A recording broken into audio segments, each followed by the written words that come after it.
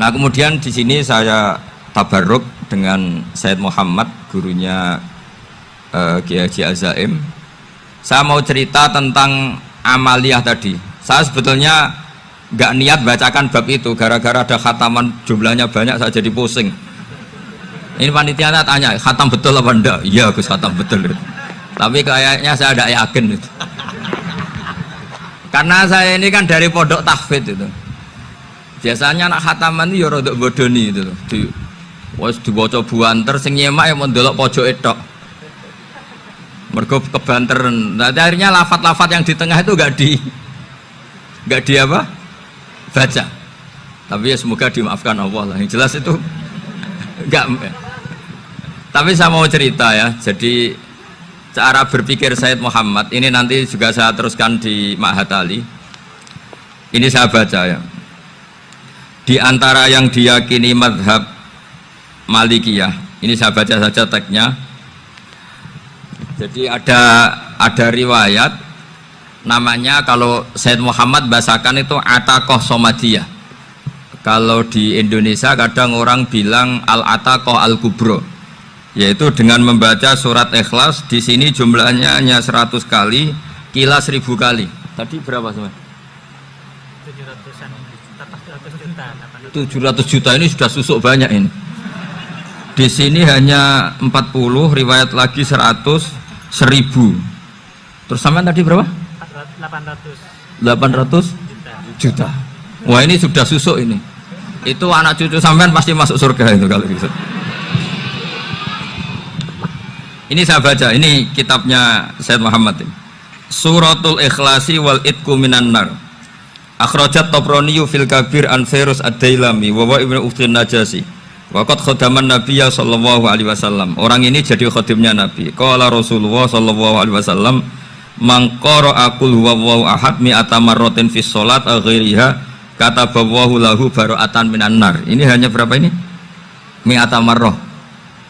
Berarti kalau satu orang itu cukup 100. Tadi sudah untuk 7 turunan tadi untuk orang berapa? Ya, untuk 7 turunan cukup ya? Cukup. Untuk 7 turunan ya, sudah susuk ini, sudah susuk ini. Aduh, ribet ini. Nah ini tak cari pembenarannya, ini supaya keren. Ini di halaman 188 Abwabul Farad.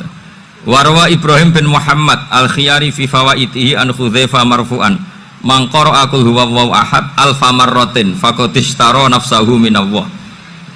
Berarti 100, ada riwayat lagi 1000. Nanti tak carikan lagi yang berapa? 1 miliar mungkin. Jangan dengar banyak-banyak. Nah ini saya baca ya. Wa hadzal adatu huwa al-ma'rufu bi ataqatis somadiyah. Wa qad nassa jama'atun mutaakhiril malikiyah ala istihbabi ataqatis somadiyah wa haddu ala qiraatiha wa istimaliha. Minhum Asy-Syaikh Abdus Salam Al-Asmar sak terusé ini.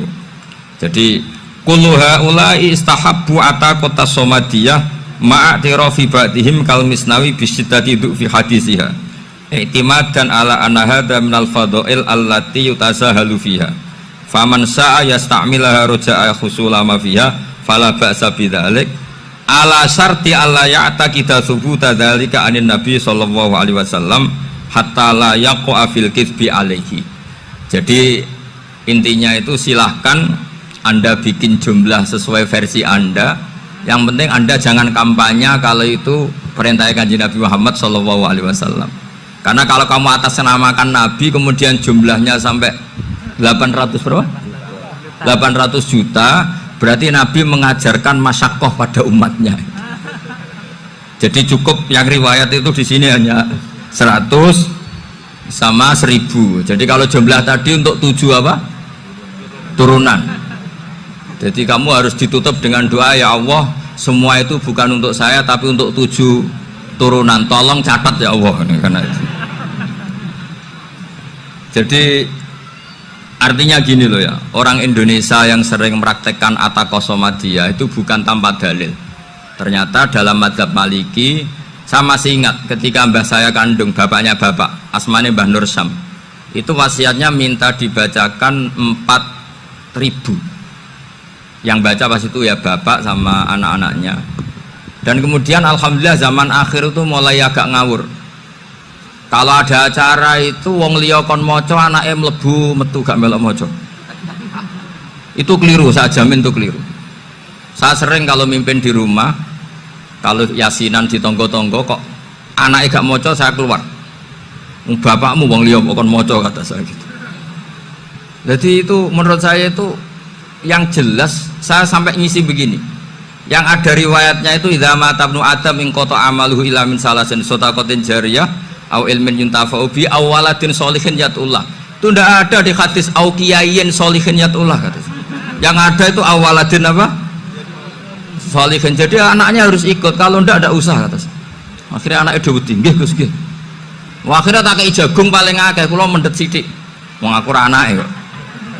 Kadang-kadang enggak, orang lain baca buahnya anaknya mau melebu metu mau enggak no tamu mbek rokokan. Itu harus ditobatkan itu. Keliru itu.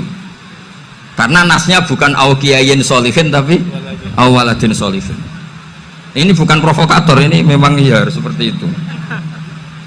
Nah, terus tentang tadi la ilaha illallah yang didawuhkan Gus Azaim. La ilaha illallah itu penting sekali, cuma saya mohon itu dielmoni lah. Jadi dulu kalimat ini menjadi spesial karena dielmoni, karena dimulai dari fa'lam annahu la ilaha illallah. Terusannya ayat tuh wastaghfir li dzambika walil mu'minina wal mu'minat. Saya ulang lagi ya. Terusannya ayat tuh wastaghfir li dzambika walil mu'minina wal mu'minat. Makanya menurut mazhab Sadili, kamu disuruh baca la ilaha illallah dulu, jangan istighfar dulu. Saya ulang lagi ya. Dalam mazhab Sadiliyah itu la ilaha illallah dulu, nggak boleh istighfar dulu. Alasannya masuk akal. Orang yang kafir 70 tahun itu sekali baca la ilaha illallah itu langsung yughfar lahum ma qad salaf. Sehingga la ilaha illallah sendiri sudah punya kekuatan supaya dosa kita diampuni. Qul lil ladzina kafaru iyantahu yughfar lahum ma qad salaf. Cara menghentikan kekafiran gimana? Dia melafadzkan la ilaha illallah. Ini kalimat yang begitu saktinya sampai orang yang kafir puluhan tahun itu dosanya semuanya terhapus hanya karena melafadzkan la ilaha illallah. Nah, makanya kata Abdul Hasan As-Sadili wastaghfir li dzambika ay bihadil kalimah.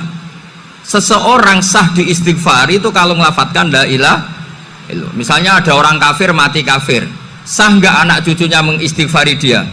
Tidak sah karena belum melafadzkan la ilaha illallah. Makanya kata Abdul Hasan As-Sadili wastaghfir li dzambika ay bihadil kalimah. Sehingga lafadz ini spesial betul. Tapi kadang-kadang beberapa mursyid cara berpikir lain. Ini kalimat thayyibah harus dibaca orang suci, sehingga mendahulukan apa? Istighfar. Untuk supaya pas ngelafadzkan kalimat thayyibah sudah dalam keadaan apa? Suci. Itu juga masuk akal. Tapi secara meyakinkan saya sendiri lebih mengikuti manhajnya Abil Hasan Asyadzili karena alasannya tadi, yang kafir puluhan tahun saja langsung luntur dosanya karena melafadzkan la ilaha illallah. Artinya la ilaha illallah sendiri sudah bagian dari istighfar. Nah, ya tadi buktinya fa'lam annahu la ilaha illallah terus wastaghfir li dzambika walil mu'minina. Jadi orang sah diistighfari itu setelah dipastikan sah tauhidnya. Jadi setelah tauhidnya sah yaitu la ilaha illallah baru sah apa? Diistighfari. Sehingga orang kafir, saya ulang lagi, orang kafir yang mati kafir anak cucunya tidak boleh apa? Tidak boleh menistighfar. Terus saran saya kedua, la ilaha illallah itu filosofinya itu nafyun li uluhiyati ghairillah wa isbatun li uluhiyatillah wahda. Filosofi la ilaha illallah itu gimana?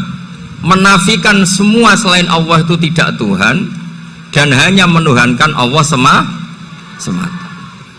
Nah itu caranya gimana? Caranya kita harus terbiasa. Ini karena tadi saya dibilangin panitia ini rata-rata mustameknya atau mustamiatnya ini santri. Caranya gimana? Dilatih pakai logika. Saya berkali-kali cerita kalau ngaji, saya sekaligus kampanye. Allah itu Tuhan yang begitu fair. Untuk menjadi Tuhan Allah mempersilahkan, ada kualifikasi Tuhan. Jadi boleh dikompetisikan, itu boleh kata Allah. Nggak apa-apa kamu ngaku Tuhan gitu kata Allah. Tapi nak ngaku pangeran itu paling enggak ya direputasi lah. Ada verifikasinya. Dimulai dari apa? Ya kalau jadi Tuhan itu setidaknya bikin langit bumi lah. Aturannya gitu. Jadi kalau daftar bupati ya daftarlah ke KPU. Masa tahu-tahu jadi apa? Tuhan kemudian tidak punya prestasi bikin langit bumi. Sehingga Allah itu cara ngendikan itu ya fair. Qul ara'aitum ma tad'una min dunillah aruni madza khalaqu minal ardi am lahum syirkun fis samawati. Coba yang kamu tuhankan selain saya, prestasinya apa? Ketika saya bikin bumi itu apa ikut bikin? Terus am lahum syirkun fis samawati. Kalau bikin langit, kalau nggak bisa ya urun lah gitu. Urun semen apa urun bego, pokoknya urun lah gitu. Urun ora, gawe bumi ora, ngerti-ngerti ngaku dadi pangeran.